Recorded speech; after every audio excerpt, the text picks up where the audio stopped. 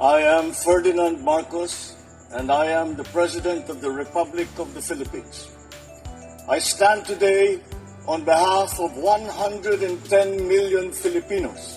Hi everyone, hello Universe, it's me again. Shout out sa inyo mga kababayan. Siguro naman kilala nyo si Kerwin Espinosa, di ba?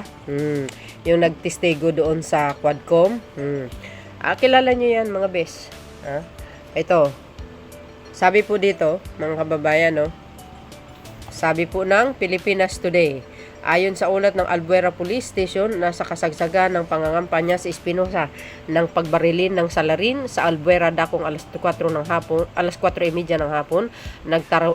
Nagtamo rin ng sugat ang isang supporters ni Espinosa ng tamaan ng ligaw na bala ayon sa pulisya. Matatandaan na tumistigo si Espinosa sa pagdinig ng Kamara tungkol sa drug war na ipanutupad ni dating Pangulong Rodrigo Duterte matapos siya mapasama sa narcolis ng nakaraang administrasyon. Agay.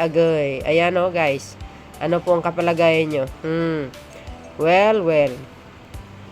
Drug Lord Kerwin Espinosa sugatan sa pamamaril sa Leyte. Sugatan ang pinaghihinala ang drug lord at ngayon tumatakbo sa pagkaalkalde ng Albuera Leyte na si Roland Kerwin Espinosa ng pagbarilin ng isang gunman habang nangangampanya sa kanilang lugar ngayong Huwebes, Abril 10 ng hapon.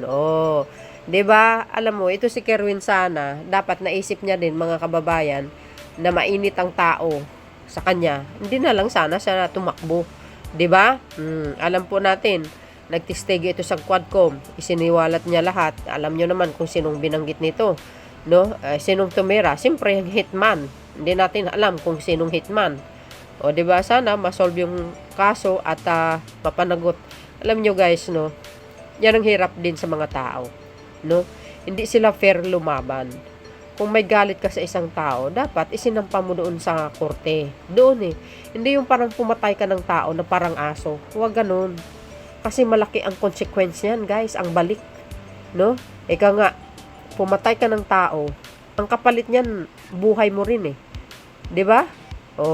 Kumitil ka ng kapwa, buhay din ng kapalit. Yan dapat ang isipin ng bawat tao, no? Hindi mo kailangan gumanti. Hindi mo na dapat gamitin ng ibang tao para pumatay, para bayaran siya. Ganun, 'di ba? Parang napaka-unfair ang buhay kung ganyan lagi ang pinairal, no? Hindi mo makuha sa isang usapan, 'di ba? Basta-basta ka na lang kumitil ng kapwa. Napaka-unfair ang buhay Dapat po, no, minsan isipin din natin na may Diyos na nakatingin sa atin. Sa bawat buhay ng isang tao, malaga. Alam mo, kaya nga binigyan tayo ng Diyos ng batas sa lupa para kastiguhin ang sinumang tao na nagkasala. 'Di ba? No, kailangan pag mali dapat itama, no? Pag nagkasala dapat managot sa batas. Ganun lang 'yun 'Di ba? Pero yung kumitil ka na lang ng tao na basta-basta, parang aso mo na lang kinitil na walang pakundangan, parang napaka-unfair naman sa kapwa, 'di ba? Ang tawag dito sa mga taong ganito, duwag. Bakit? Matapang lang sila pag may baril. Pero pag mano-mano, siguradong tatakbo yan Alam nyo ako guys, bilang isang Kristiyano, naglilingkod sa Diyos. Pag isang tao may pagkakasala, dapat sampahan mo ng kaso. Doon kayo magharap sa korte. Dahil ang korte mismo maghatol sa kanya kung ilang taon ng parusa na aayon sa mga nagawa niya. Yun din po, no, ang batas na ibinigay ng Diyos sa atin.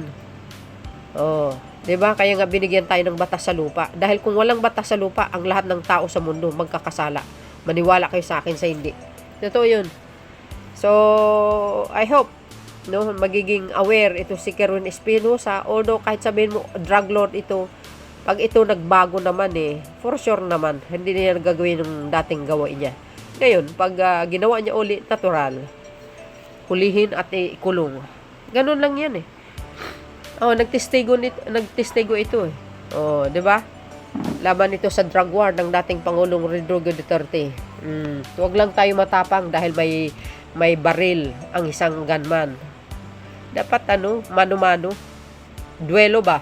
Hindi yung gamitan ng baril. Doon mo malalaman ang katapangan ng isang tao na walang baril. Duelo kayo.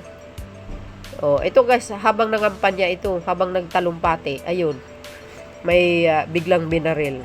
So, yun guys, ang aking pinaka-latest updates video. Maraming salamat sa inyong watching. See you again. Bye. And baboos. God bless Philippines.